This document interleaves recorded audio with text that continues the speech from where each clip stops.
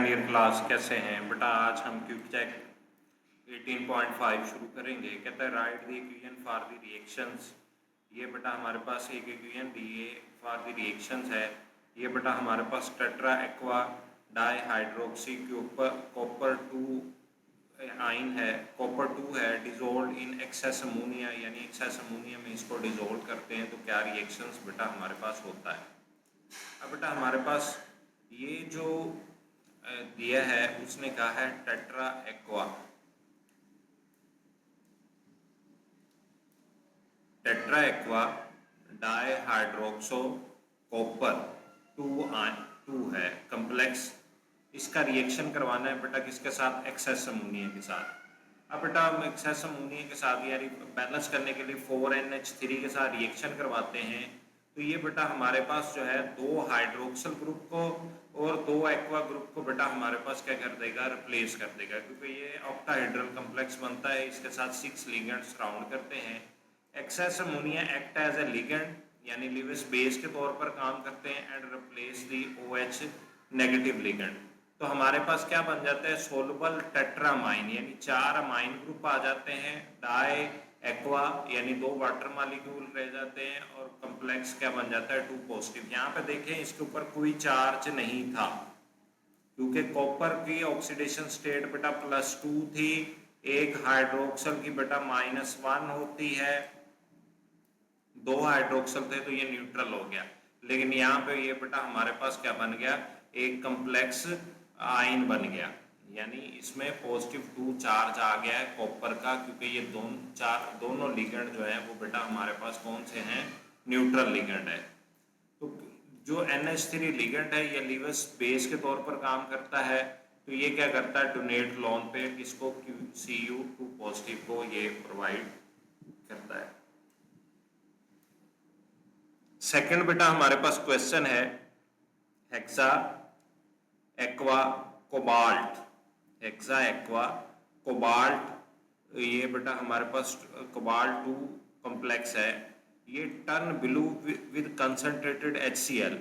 Explain the colour change using d orbital splitting के हिसाब से हमने इसको एक्सप्लेन करना है। अब बेटा जैसे कि हमने डिस्कस किया है, ये हेक्सा एक्वा कोबाल्ट 2 आइन है, ये पिंक कलर का होता है जब ये बेटा ऑक्टाहेड्रल कम्प्लेक्स होता है। जब 4 क्लोराइड आइन इसके 6 वाटर मॉलिक्यूल को बेटा क्या कर देते हैं, रिप्लेस कर देते हैं, तो ये बेटा हमारे पास किस में चला जाता है, टेट्राहेड्रल कम्प्लेक्स में चला जाता है। अब जब ऑक्टाहेड्रल फील्ड होती है इसके T2 जो ऑर्बिटल नीचे होते हैं और EG ऑर्बिटल ऊपर की तरफ होते हैं। लेकिन जब बेटा टेट्राहेड्रल बन जाता है तो T2G ऑर्बिटल बेटा हायर एनर्जी के हो जाते हैं, यानी ये वाले ऑर्बिटल ऊपर चले जाते हैं और इनके ये वाले ऑर्बिटल बेटा नीचे की तरफ चले जाते हैं। तो ये बेटा हमारे पास टेट्रा क्लोरो कोबाल्टेट 2 नेगेटिव, ये बेटा हमारे पास एक टेट्राहेड्रल कम्प्लेक्स है और इसका कलर बेटा हमारे पास क्या होता है, ब्लू होता है।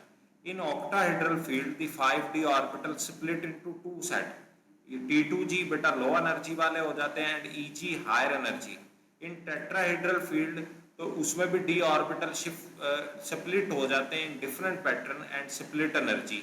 ये बेटा हमारे पास ये भी EG नीचे की तरफ है और T2G ऊपर की तरफ है। कहता है in different pattern and splitting energy smaller than octahedral splitting energy. Octahedral की स्प्लिटिंग एनर्जी बेटा ज्यादा होती है एज कंपेयर टू टेट्राहेड्रल की splitting energy due to change in ligand, यानी वाटर से क्लोराइड आयन लिगेंड चेंज हो गए, ज्योमेट्री भी चेंज हो जाती है। ऑक्टाहेड्रल से tetrahedral the energy absorb change, so the observe colour जो है वो भी बेटा हमारे पास चेंज हो जाता है, कहाँ से, from pink to blue colour जो हो जाता है। ठीक हो गया जी। लास्ट पे फॉर ए रिएक्शन, ये बेटा हेक्सा एक्वा का क्लोरीन के साथ रिएक्शन है, क्लोराइड आयन के साथ, तो ये बेटा हमारे पास कम्प्लेक्स बनता है। Identify the coordination number and geometry of product. अब यहाँ पे देखें तो 4 लिगेंड इसको सराउंड कर रहे हैं, 1 2 3 4, तो इसकी वजह से बेटा इसकी ज्योमेट्री क्या हो जाएगी, टेट्राहेड्रल हो जाएगी। कोऑर्डिनेशन नंबर क्या हो जाएगा, 4 हो जाएगा।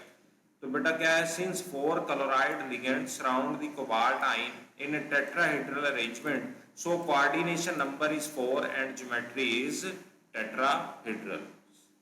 उम्मीद है आपको ये कॉन्सेप्ट समझ में आ गया होगा। मिलते हैं नेक्स्ट वीडियो में। अल्लाह हाफिज।